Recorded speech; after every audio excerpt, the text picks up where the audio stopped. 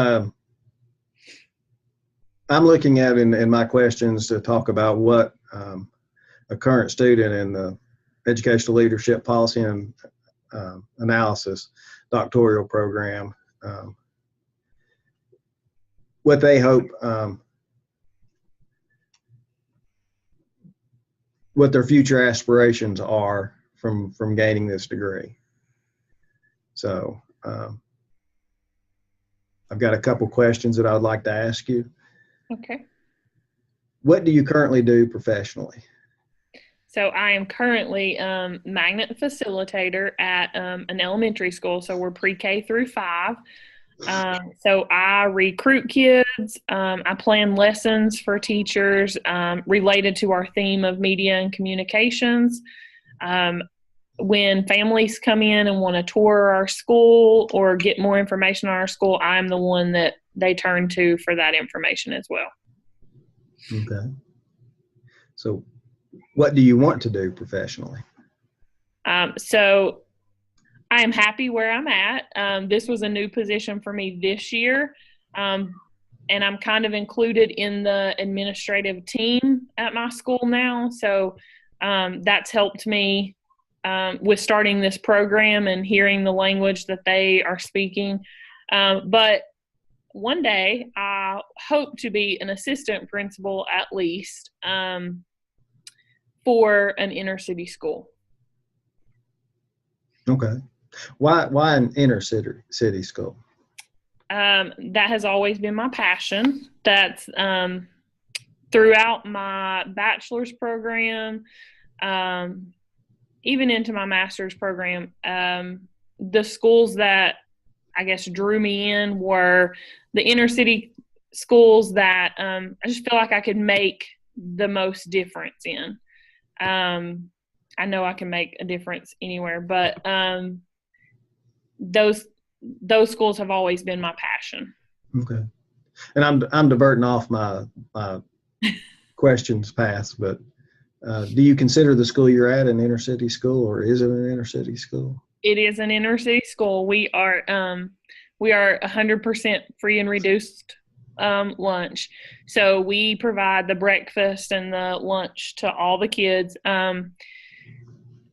are 98% African American.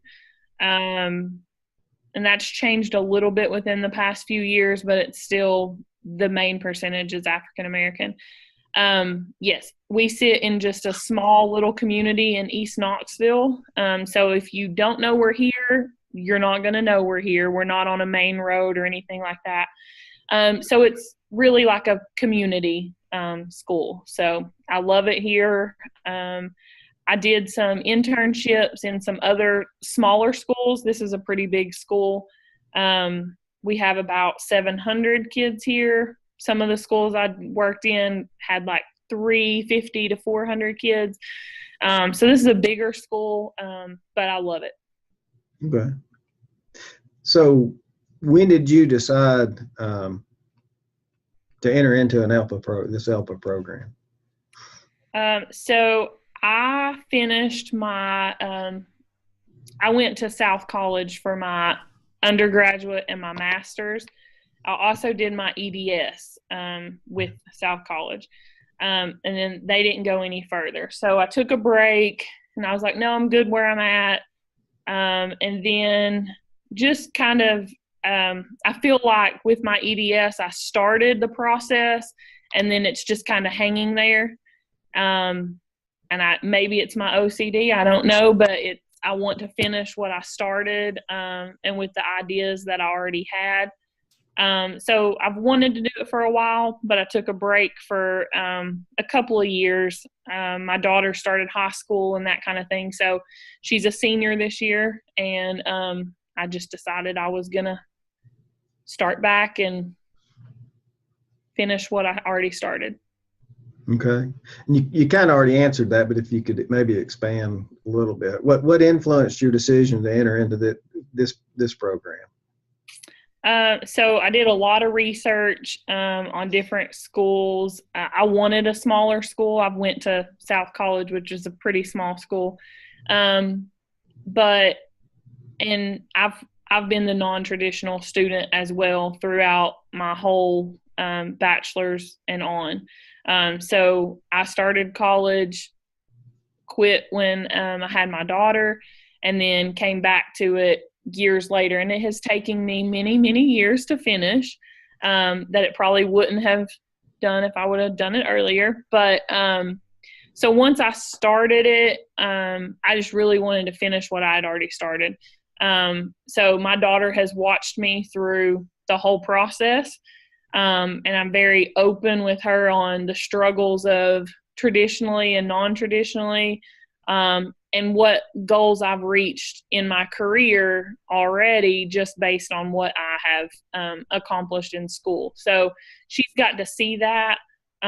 So just to let her see this end goal that I've had since she was little, to see it actually come to the end, and we can all celebrate together that it's finally done. Yeah. That's really good. So yeah, I've got one daughter, and she was the youngest school teacher in Tennessee at one point. She graduated here at 18. Wow. And our expectations to her were always that, not that she was going to go to college, but that she would get a master's degree or some graduate degree. And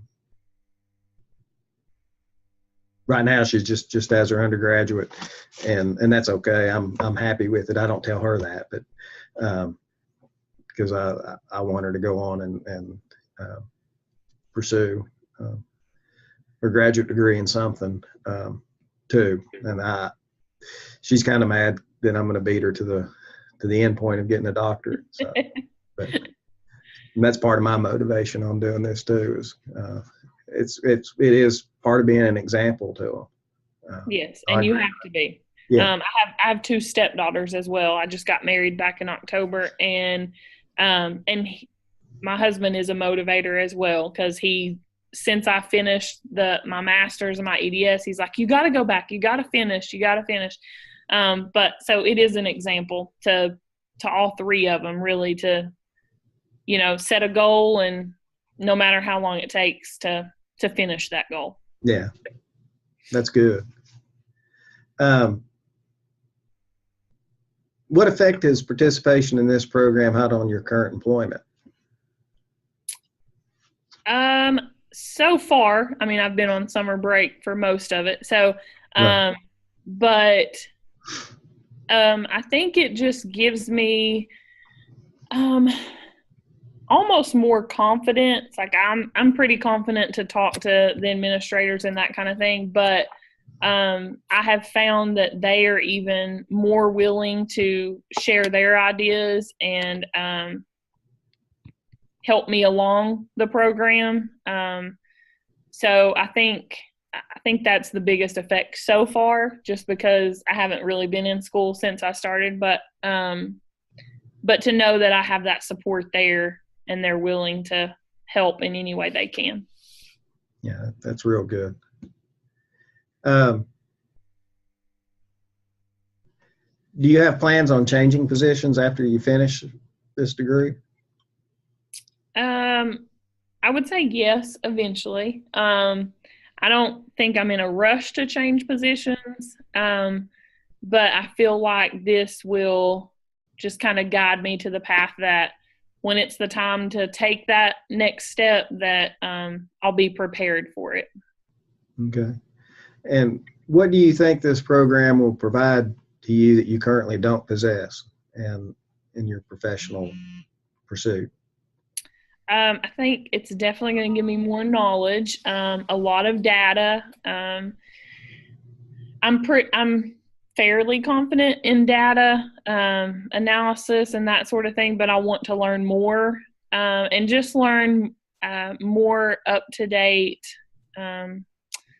policies and that sort of thing, so that I'm better equipped with the knowledge to, I guess, help run a school and just be a leader to any teacher, even if I'm not in a leadership role, but to give me those skills to help with any leadership. I'm the facilitator of our leadership team now, so I just want to keep gaining those skills to better lead teachers and a school eventually. Right. Okay. Well, that's good. I know this program, I don't think there's been a class yet that I've taken that I haven't taken something that I was learning at the time and applied it to my job, and been able to help me make better decisions. So I think you're on the right path. Yeah, even with just the amount that we've already worked on in this class, my school's actually been going through, from the district, we had some changes come down for our magnet program. And at one point, they were wanting to suspend our magnet program. So already this class, talking about the qualitative and the quantitative, they were basing everything on quantitative, none of the qualitative that, we have to keep every year and that sort of thing. So that's already helped with discussions and that sort of thing around our magnet program.